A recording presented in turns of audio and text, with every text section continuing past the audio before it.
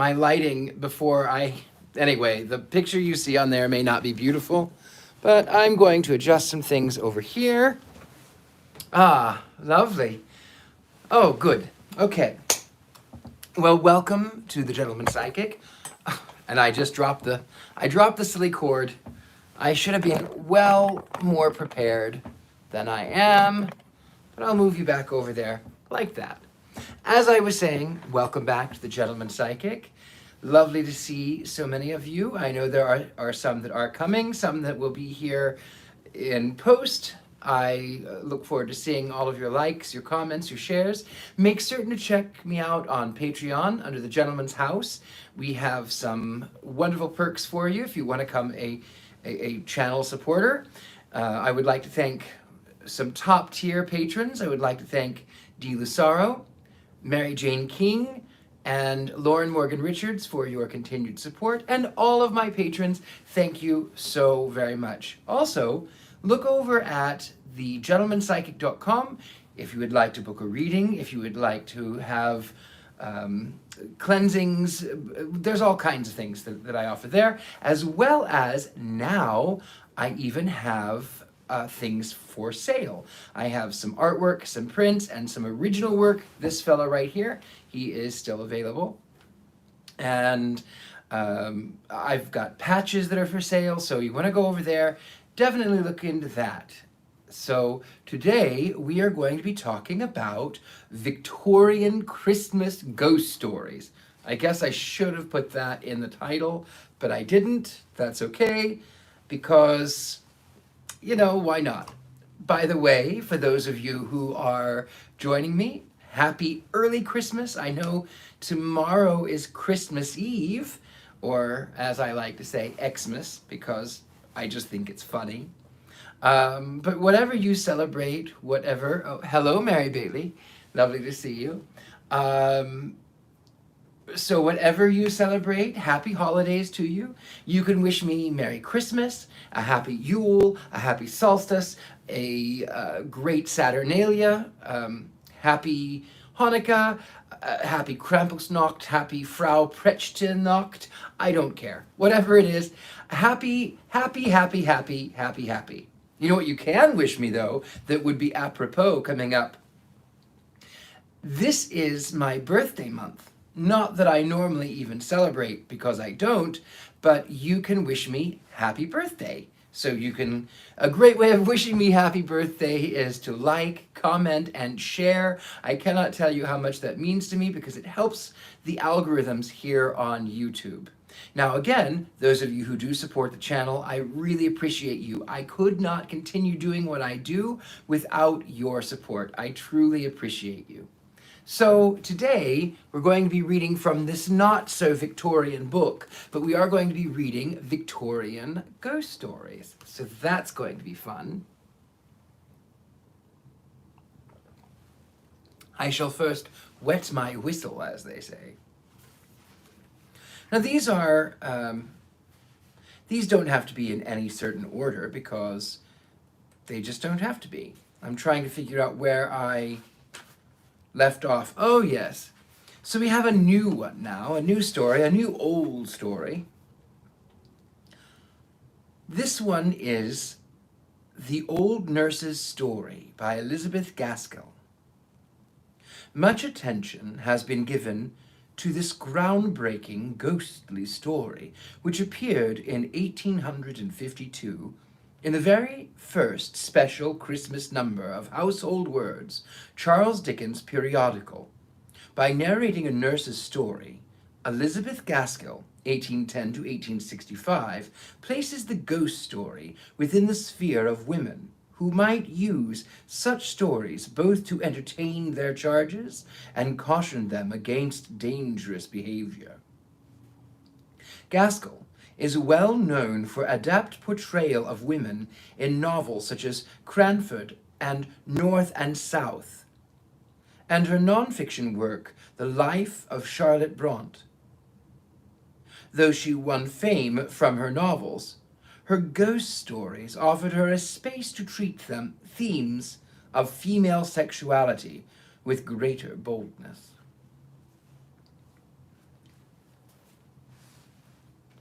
You know, my dear, you know, my dears, that your mother was an orphan and an only child, and I dare say you have heard that your grandfather was a clergyman up in Westmoreland, where I come from.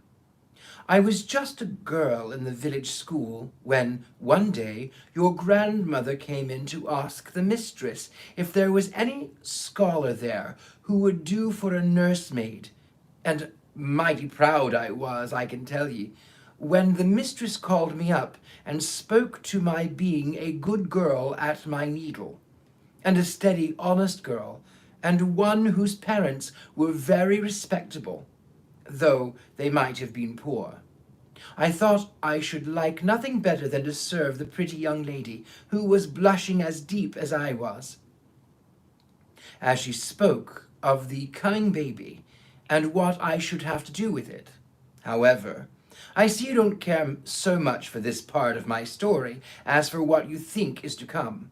So, I'll tell you at once, I was engaged, and settled at the parsonage before Miss Rosamond, that was the baby who is now your mother, was born. To be sure, I had little enough to do with her when she came, for she was never out of her mother's arms, and slept by her all night long. And proud enough was I sometimes when Mrs. trusted her to me. There never was such a baby before or since, though you've all of you've been fine enough in your turns. But for sweet winning ways, you've none of you come up to your mother.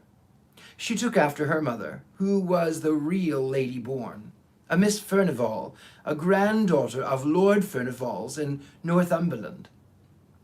I believe she had neither brother nor sister, and had been brought up in the Lord's family till she had married your grandfather, who was just a curate, son to shopkeeper in Carlisle, but a clever, fine gentleman as ever was, and one who was a right-down hard worker in his parish, which was very wide, and scattered all abroad over Westmoreland fells.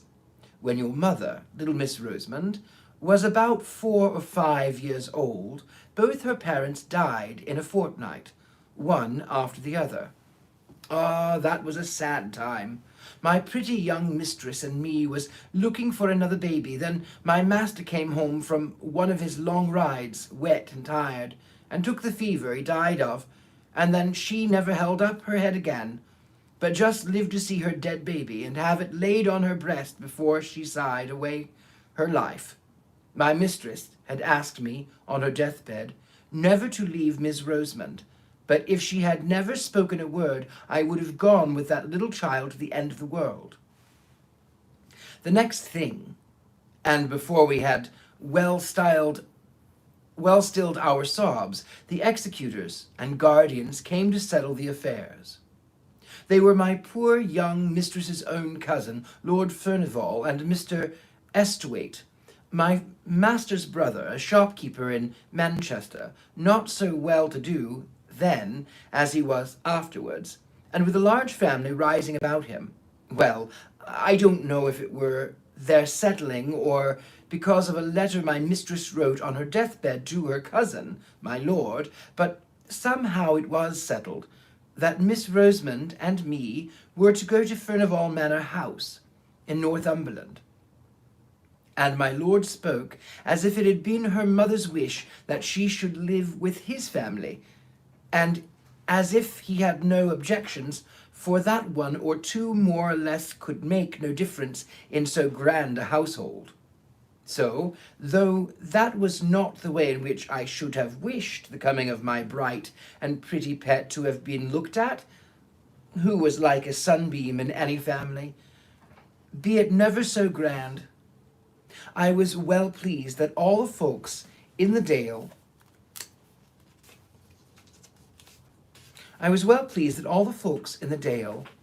should stare and admire when they heard I was going to be young lady's maid at my Lord Furnivall's at Furnivall Manor. But I made a mistake in thinking we were to go and live where my lord did. it turned out that the family had left Furnival Manor House 50 years or more.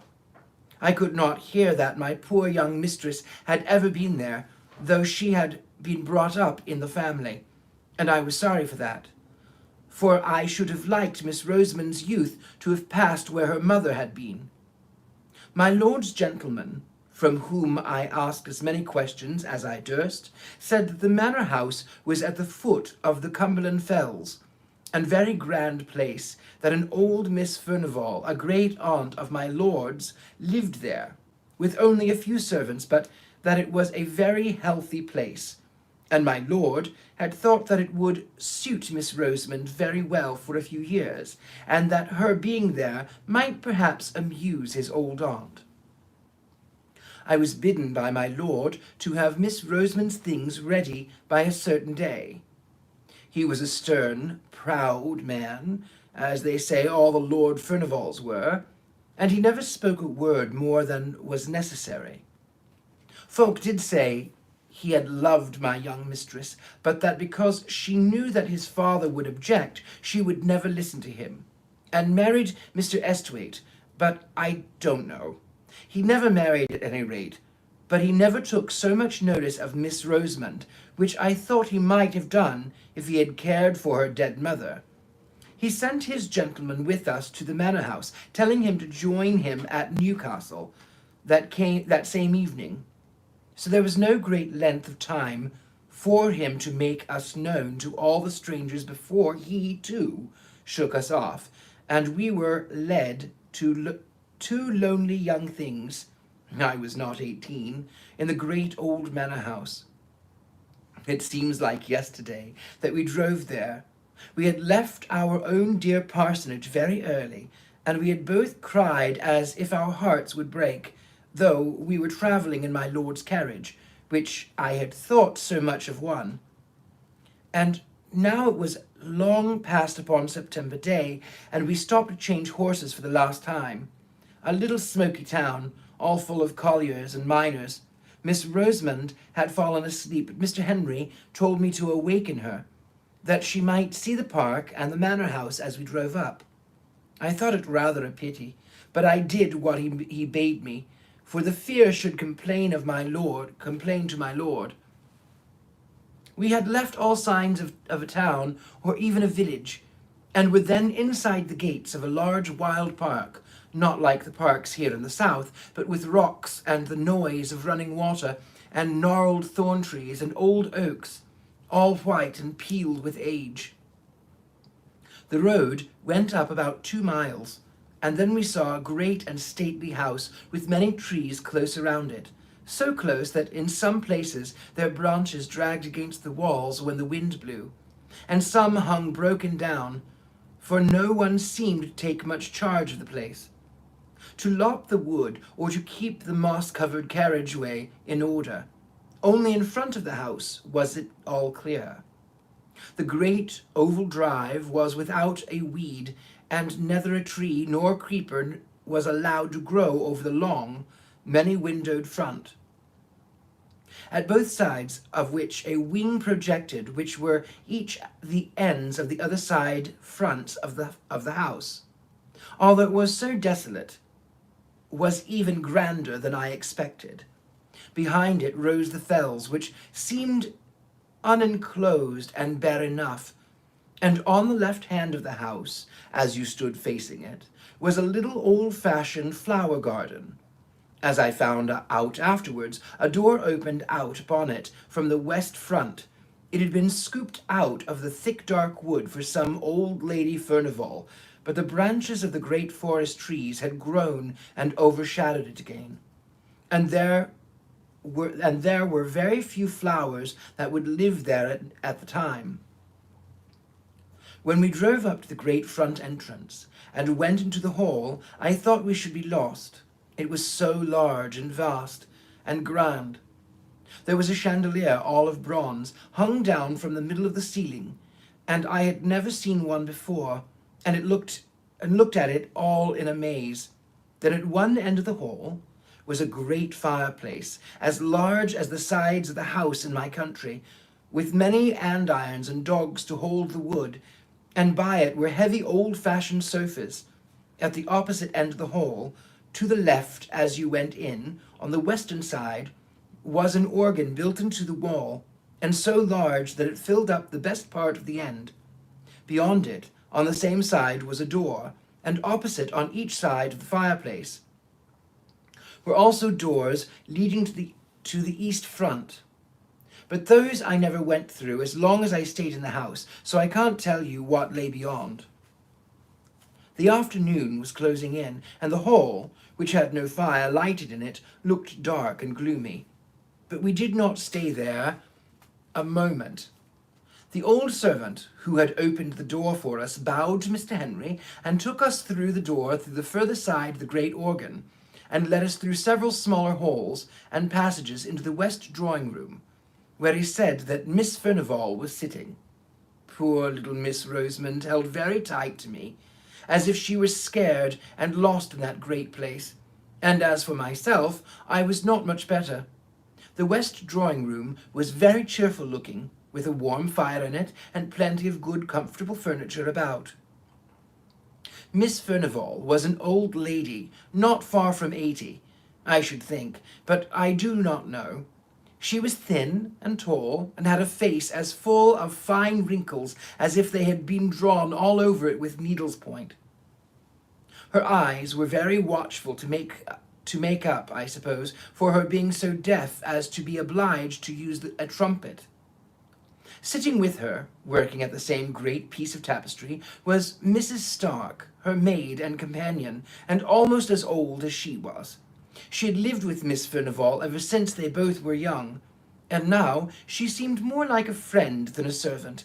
She looked so cold and grey and stony, as if she had never loved or cared for anyone, and I don't suppose she did care for anyone, except her mistress, and, owing to the great deafness of the latter, Mrs. Stark treated her very much as if she were a child. Mrs. Henry gave some message from my lord, and then he bowed good-bye to us all. Taking no notice of my sweet little Miss Rosamond's outstretched hand, and left us standing there, being looked at by the two old ladies through their spectacles. I was right glad when they rung for the old footman who had shown us in at first and told him to take us to our rooms. So we went out of the great drawing-room and into another sitting-room, and out of that and then up a great flight of stairs and along the broad gallery, which was something like a library, having books all down one side and windows and writing tables all down the other, till we came to our rooms, which I was not sorry to hear were just over the kitchens, for I began to think I should be lost in the wilderness of a house. There was an old nursery that had been used for a little of the lords and ladies long ago, with a pleasant fire burning in the grate, and the kettle boiling on the bob, and tea things spread out on the table, and out of that room was the night nursery, with a little crib for Miss Rosamond, close to my bed.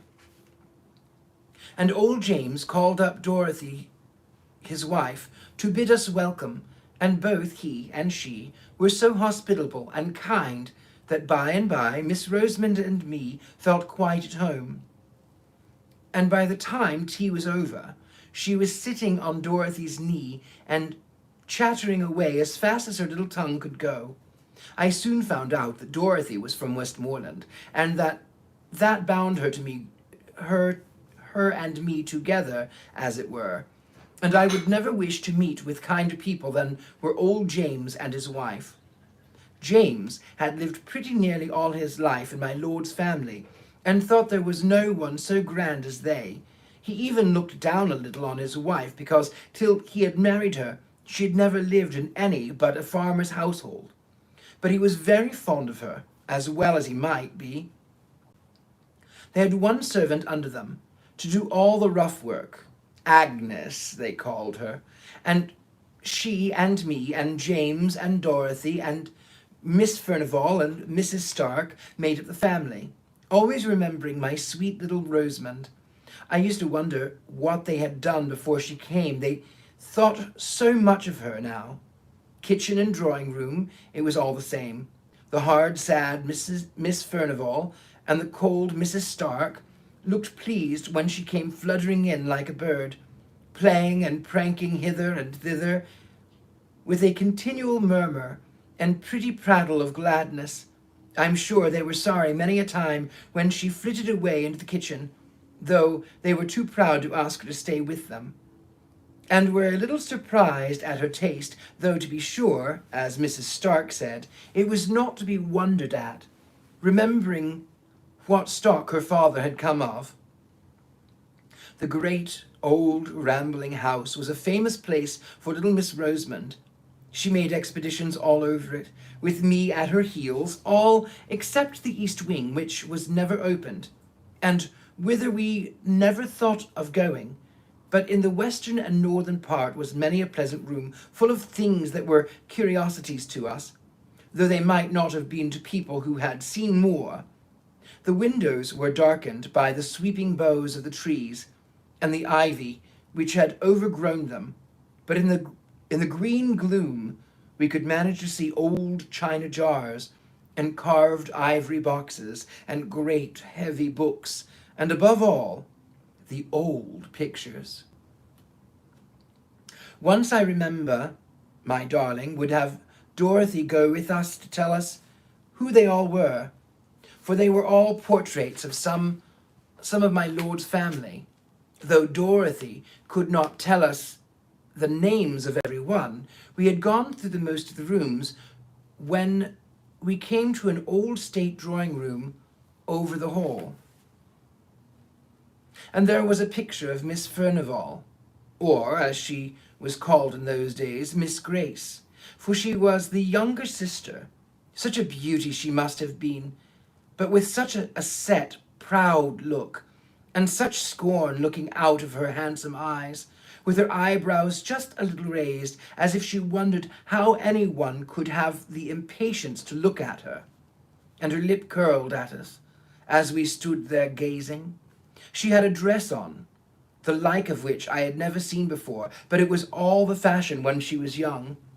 A hat of some soft white stuff like beaver, pulled a little over her brows, and beautiful plume of feathers sweeping round it on one side, and her gown of blue satin was open in the front to a quilted white stomacher. "Well, to be sure," said I, when I gazed my fill. "Flesh is grass, they do say, but who would have thought that Miss Furnivall had been such an out-and-out beauty to see her now?" "Yes," said Dorothy, "folks change, sadly. But if what my master's father used to say was true, Miss Furnivall, the elder sister, was handsomer than Miss Grace.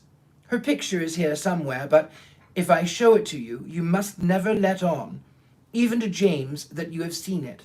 Can the little lady hold her tongue, think you?" asked she. I was not so sure, for she was such a little sweet, bold, open-spoken child, so I set her to hide herself, and then I helped Dorothy to turn a great picture that leaned with its face towards the wall, and was not hung up as the others were. To be sure, it beat Miss Grace for beauty, and I think for scornful pride too, though in that matter it might be hard to choose. I could have looked at it for an hour, but Dorothy seemed half frightened at having shown it to me, and hurried it back again, and bade me run and find Miss Rosamond, for that there were some ugly places about the house, where she should like ill the child to go. I was brave, high-spirited girl, and thought little of what the old woman said, for I liked hide-and-seek as well as any child in the parish, so off I ran to find my little one. As winter drew on, the days grew shorter. I was sometimes almost certain that I heard a noise, as if someone was playing on the great organ in the hall. I did not hear it every evening, but certainly I did very often, usually when I was sitting with Miss Rosamond after I had put her to bed, and keeping quite still and silent in the bedroom. Then I used to hear the booming and swelling away in the distance. The first night when I went down to my supper, I asked Dorothy, who had been playing who had been playing music, and James said very shortly that I was a gawk to take the wind sowing among the trees for music. But I saw Dorothy look at him very fearfully, and Bessie, the kitchen maid, said something beneath her breath and went quite white. I saw they did not like my question, so I held my peace till I was with Dorothy alone, when I knew I could get a good deal out of her. So the next day I watched my time and coaxed and asked her who it was that played the organ, for I knew that it was the organ and not the wind well enough, for I had kept silence before James, but Dorothy had had her lesson, I'll warrant, and never a word could I get from her. So then I tried Bessie, though I had always held my head rather above her, as I was evened to James and Dorothy, and she was a little better than their servant. So she said I must never tell, never tell, and if I ever told, I was never to say she had told me. But it was a very strange noise, and she had heard it many a time, but most of all on winter nights, and before storms, and folks did say it was the old lord playing the great organ in the hall, just as he used to do when he was alive. But who the old lord was, or why he played, and why he played on stormy winter evenings in particular, she either could not or would not tell me. Well, I told you I had a brave heart, and I thought it was a rather pleasant to have that grand music rolling about the house. Let who would be the player, for now it rose above the great gusts of wind, and wailed and triumphed just like a living creature. And then it fell to softness most complete, only it was always music, and tunes, so it was nonsense to call it the wind. I thought at first that it might be Miss Furnivall who played unknown to Bessie, but one day when I was in the hall by myself, I opened the organ and peeped all about it, and around it, as I had done the organ in Crosswaith Church once before, and I saw it was all broken and destroyed inside. Though it looked so brave and fine, and though it was noonday, my flesh began to creep a little. And I shut it up and ran away pretty quickly to my own bright nursery, and I did not like hearing the music from some time after that, any more than James and Dorothy did. All this time Miss Rosamond was making herself more and more beloved. The old ladies liked her to dine with them at an early dinner. James stood behind Miss Furnivall's chair, and I behind Miss Rosamond's, all in a state, and after dinner she would play about in the corner of the great drawing-room, as still as any mouse, while Miss Furnivall slept, and I had my dinner in the kitchen, but she was glad enough to come to me in the nursery afterwards, for, as she said, Miss Furnivall was so sad, and Mrs. Stark so dull, but she and I were merry enough, and by I got not to care for what weird rolling music which did one no harm, if we did not know where it came from. That winter was very cold.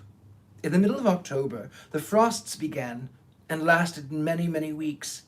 I remember one day at dinner, Miss Furnivall lifted up her sad, heavy eyes and said to Mrs. Stark, "I am afraid we shall have a terrible winter," in a strange kind of meaning way, but Mrs. Stark pretended not to hear, and talked very loud of something else.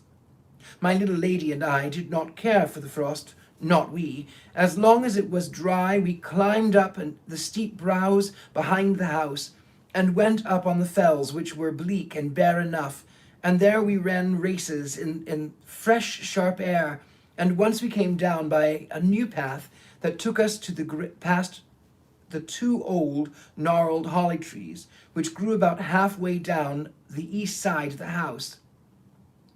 But the days grew shorter and shorter, and the old lord, if it was he, played away more and more, stormily and sadly on the great organ. One Sunday afternoon, it must have been towards the end of November, I asked Dorothy to take charge of little Missy when she came out of the drawing room, after Miss Furnivall had had her nap, for it was too cold to take her with me to church, and yet I wanted to go. And Dorothy was glad enough to promise, and was so fond of the child that all seemed well.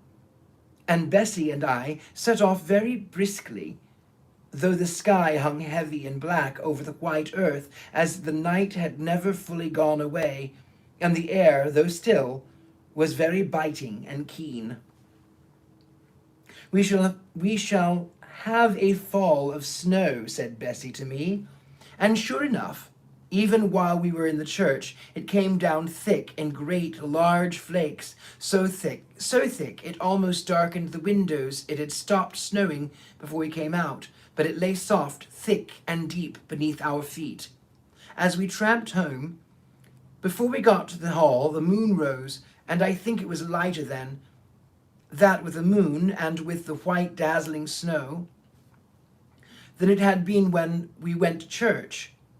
Between 2 and 3 o'clock, I have not told you that Miss Furnivall and Mrs. Stark never went to church. They used to read the prayers together in their quiet, gloomy way. They seemed to feel the Sunday very long without their tapestry work to be busy at.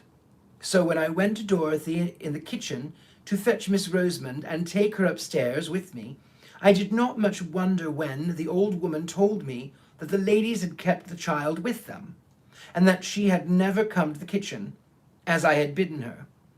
When she was tired of behaving pretty in the drawing room, so I took off my things and went to find her and bring her to supper in the nursery.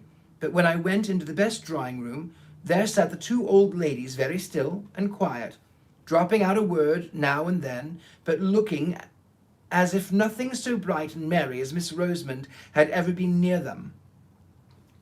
Still I thought she might be hiding from me. It was one of her pretty ways, and that she had persuaded them to look as if they knew nothing about her. So I went softly peeping under the sofa, behind the chair, making believe I was sadly frightened at not finding her. "What's the matter, Hester?" said Mrs. Stark sharply. "I don't know if Miss Furnivall had seen me."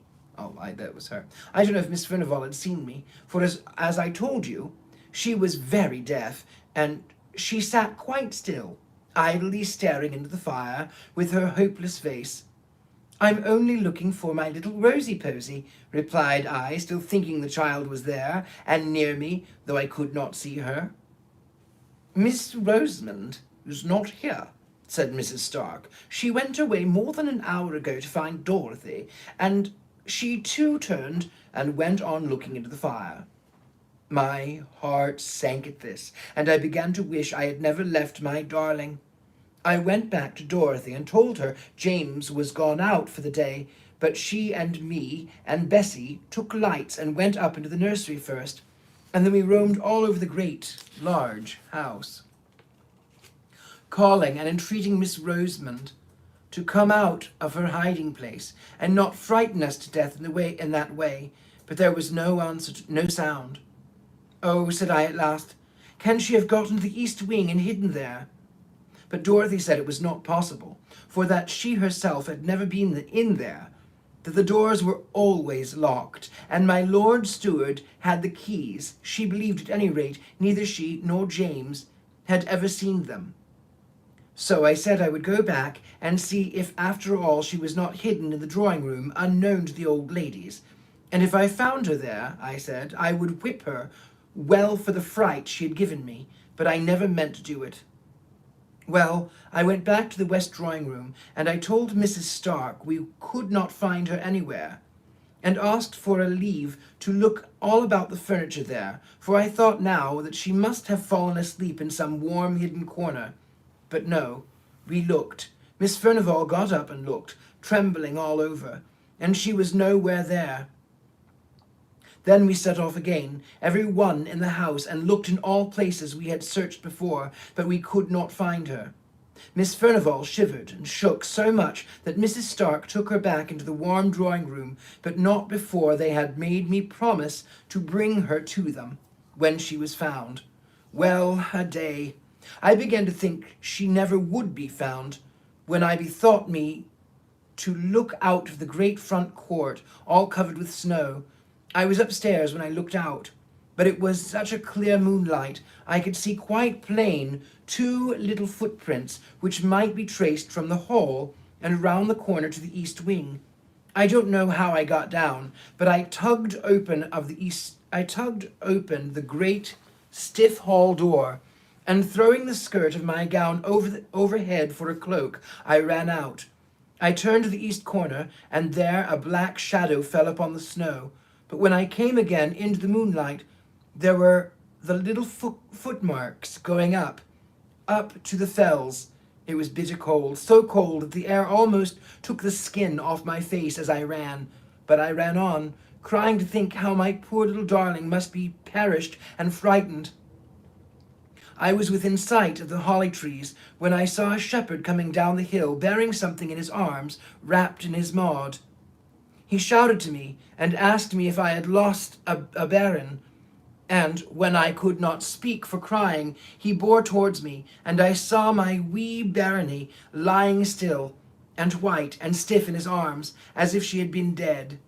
He told me he had been up into the fells to gather his sheep before the deep cold of night came on, and that under the holly trees, black marks on the hillside, where no other bush was for miles around, he had found my little lady, my lamb, my queen, my darling, stiff and cold and terrible sleep, which is frost begotten.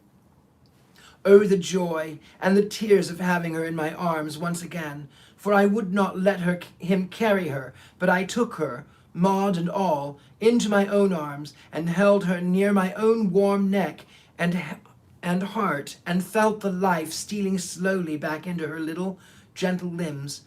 But she was still insensible when we reached the hall, and I had no breath for speech. We went into the kitchen door. "Bring the warming pan," said I, and I carried her upstairs and began undressing her by the nursery fire, which Bessie had kept up.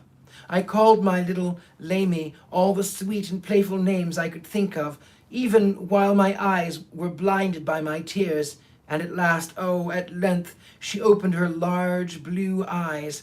Then I put her into her warm bed, and sent Dorothy down to tell Miss Furnivall that all was well, and I made up my mind to sit by my darling's bedside the livelong night.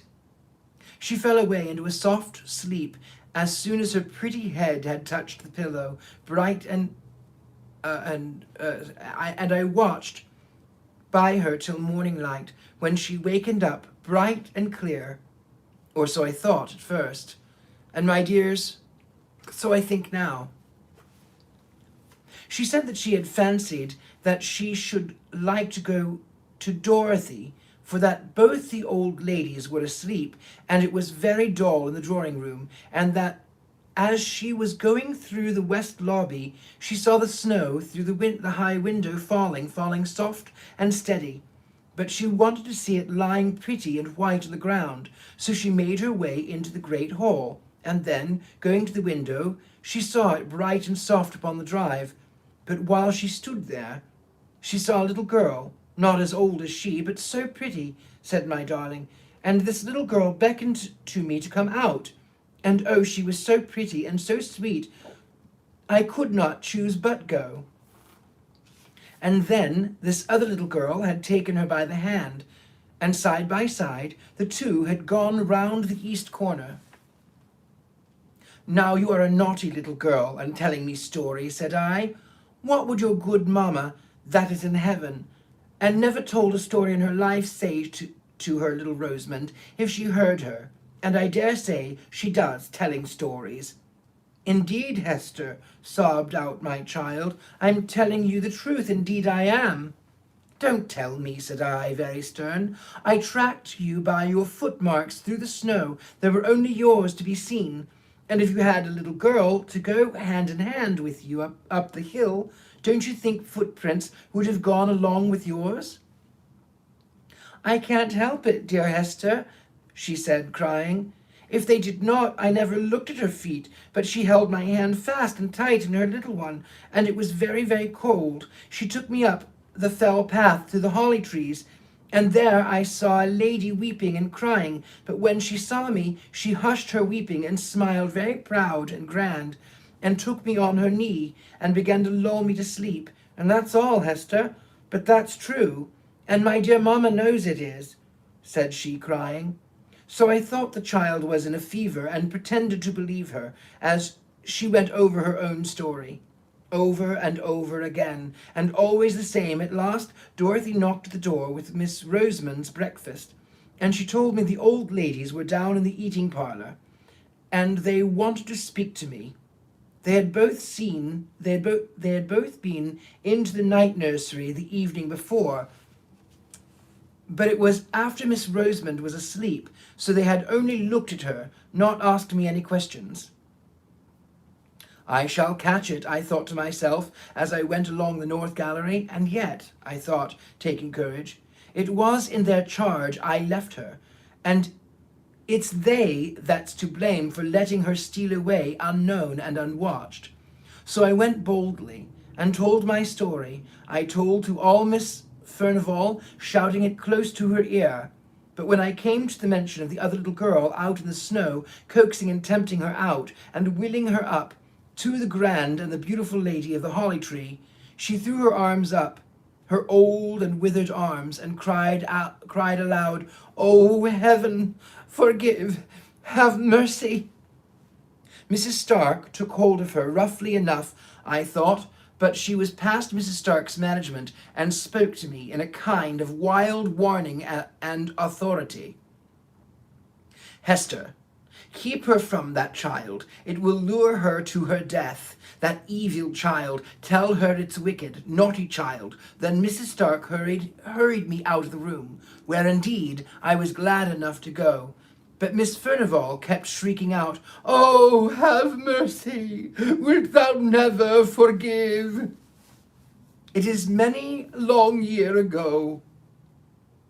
I was very uneasy in my mind after that. I just never leave Miss Rosamond night or day, for fear lest she might slip off again after some fancy or other. And all the more because I thought I could make out that Miss Furnivall was crazy from their odd ways about her, and I was afraid lest something of the same kind, which might be in the family, you know, hung over my darling, and the great frost never ceased all this time. And whenever it was more stormy night than usual, between the gusts, and through the wind, we heard the old lord playing on the great organ. But for my love for her, pretty, helpless orphan, on the great organ, but old lord or not, wherever Miss Rosamond went, there I followed, for my love for her, pretty, helpless orphan, was stronger than my fear of the grand and terrible sound besides. It rested with me to keep her cheerful and merry, and beseemed her age. So we played together, and wandered together here and there and everywhere, for I never dared to lose sight of her again in that large and rambling house. And so it happened that one afternoon, not long before Christmas Day, we were playing together on the billiard table in the great hall. Not that we knew the right way of playing, but she liked to roll the smooth ivory balls with her pretty hands, and I liked to do whatever she did. And by, without our noticing it, it grew dusk indoors, though it was still light in the open air, and I was thinking of taking her back into the nursery, when all of a sudden she cried out, "Look, Hester, look! There is my poor little girl out in the snow." I turned towards the long, narrow windows, and there, sure enough, I saw a little girl, less than my Rosamond, dressed all unfit to be out of doors, on such a bitter night, crying and beating against the window panes as if she wanted to be let in. She seemed to sob and wail till Miss Rosamond could bear it no longer, and was flying to the door to open it, when all of a sudden, and close upon us, the great organ pealed out so loud and thundering it fairly made me tremble, and all the more when I remembered me that even in the stillness of the dead cold weather I had heard no sound of the little battering hands upon the window window glass, although the phantom child had seemed to put forth all its force. And, although I had seen it wail and cry, no faintest touch of sound had fallen upon my ears. Whether I remembered all this remembered all this at the very moment, I do not know. The great organ sounded had so stunned me into terror, but this I know. I caught up Miss Rosamond before she got the hall door opened, and clutched her, and carried her away, kicking and screaming, into the large, bright kitchen, where Dorothy and Agnes were busy with their mince pies. "What's the matter with my sweet one?" cried Dorothy, as I bore in Miss Rosamond, who was sobbing as if her heart would break. "She won't let me open the door for my little girl to come in, and she'll die if she's out there in the fells at night. Cruel, naughty Hester," she said, slapping me, but she might have struck harder, for I had seen a look of ghastly terror on Dorothy's face, which made my very blood run cold. "Shut the back kitchen door fast and bolt it well," said she to Agnes. She said no more, and gave me raisins and almonds to quiet Miss Rosamond, but she saw